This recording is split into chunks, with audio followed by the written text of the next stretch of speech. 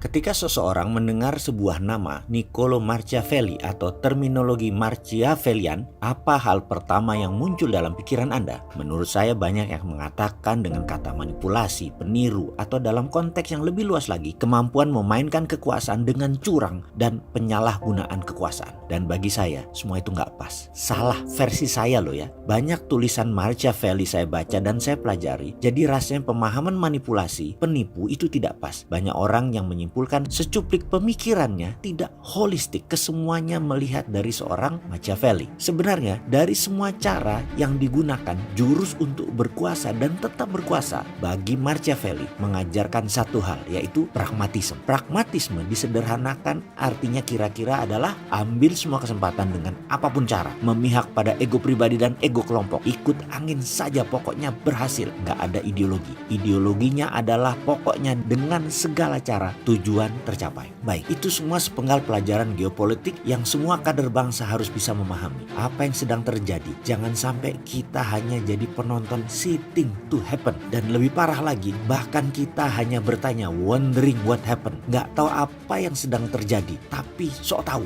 Seperti saya ini yang sontoloyo. Sekarang kita masuk ke Tale of Three Countries atau kisah tiga negara. Mana yang creating to happen, mana yang sitting to happen, mana yang wondering what happened. Tiga negara tadi adalah Amerika, China, dan Indonesia. Kita mulai dengan Amerika yang merubah nama US PACOM menjadi US Indo-Pacific. Apa maksudnya? Indo-Pacific mencoret China, US PACOM, China termasuk. Sekarang di luar, mau apa Amerika? Kita lihat China dengan foreign policy-nya yang tertulis jelas dalam kebijakan luar negeri China Tiongkok, yaitu ambil kaum akademisi, ambil politikus, ambil pejabat untuk mempermudah China ekonomi strategi masuk ke sebuah negara yang nanti semua itu dikawal oleh China Private Army. China pakai Perdana Menteri Australia, mantan Malcolm Fraser, sebagai pejabat yang terbeli, dan saat ini 30% PDB Australia ada kontribusi Chinanya. Pakai pejabat Timur-Timur, dan saat ini China menguasai 40% PDB Timor Leste. Demikian juga Fiji, Papua Nugini, Vietnam sudah mulai sekarang digarap. Semua wilayah Indo-Pasifik China mulai garap. Apakah US Indo-Pasifik counternya maritim Silk Road-nya China?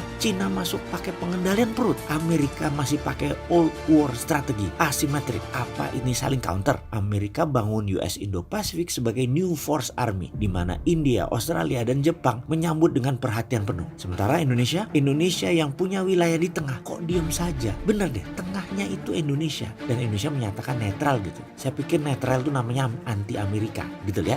Kita ini netral, harusnya benar-benar netral. Tidak pro Cina juga, tidak pro Amerika juga. Tapi semua kebutuhannya kita akomodir. Sekarang kita lebih dalam lagi menganalisanya. Poros maritim Indonesia konstruksinya seperti apa? Mengapa copy paste poros maritimnya Cina? Dalam sebuah acara akbar di awal tahun 2019 yang namanya Military Defense Exercise yang dipimpin Amerika bersama 90 negara. Sekali lagi, 90 negara mereka melakukan mega exercise. Hal ini belum pernah dilakukan sebelumnya, simulasi perang akbar. Apa yang terjadi? Indonesia dan Cina tidak diundang loh. Wilayahnya di mana? Maritim Indonesia dan Laut Cina Selatan. Apa itu artinya? Apakah ini artinya dunia akan melakukan war game versi baru dengan beragam tool, dan semua negara lagi cari bolo, cari kawan, cari teman, dan memposisikan siapa lawan? Bos NNC National Security Council Robert O'Brien ternyata gerah dengan penguasaan Cina pada jalur maritim dunia. Ada 7 selat utama dunia, 2 terusan utama dunia. 7 selat utama, 4 dimiliki Indonesia, seperti Selat Sunda, Selat Makassar, Selat Lombok, dan Selat Malaka. Apa yang terjadi? Cina saat ini menguasai 4 selat, 3 selat di Indonesia dan 1 terusan Suez itu dikuasai Cina, dan dunia gerah. Bukan saja Amerika, 3 selat Indonesia dikuasai Cina tanpa Indonesia dapat apa-apa. O'Brien gerah sebagai Defense Advisor dan Council. Menhan Amerika gerah, Pompeo juga gerah, dan dunia sudah sering beberapa kali menyerang, menyatakan gerahnya atas penguasaan Cina atas jalur-jalur strategi tersebut. Oke sahabat, ini adalah gambaran besar. Perlukah ini dilanjutkan? Perlukah ini dibahas? Apa yang seharusnya Indonesia lakukan? Apa memilih kasual seperti sekarang, wondering what happened? Padahal wilayahnya yang dibahas adalah wilayah Indonesia. Wahai Indonesia, mana sih platform pertahanan negaranya? Dan mana sih kebijakan luar negerinya? Ditunggu loh.